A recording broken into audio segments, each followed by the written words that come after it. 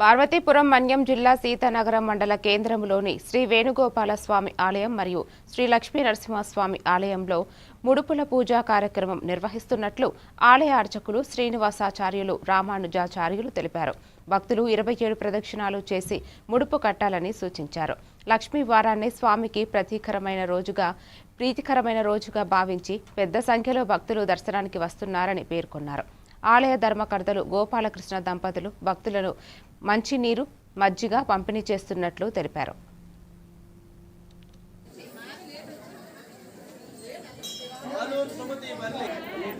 జై శ్రీమన్నారాయణ.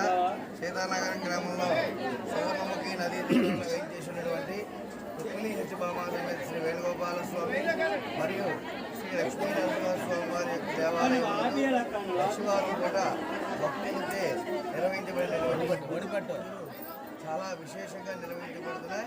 ఈ ముడుపు పూజల్లో భాగంగా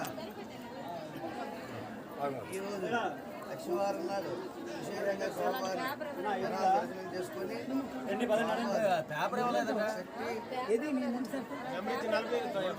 జరిగింది. అలాగే లక్ష్మీవారం పూట స్వామివారికి దర్శించడానికి అలాగే మజ్జిగ పంపిణీ చేయడం జరుగుతున్నది. స్వామివారికి నూతనంగా ఒక బంగారు కిరీటాన్ని దాని ముందు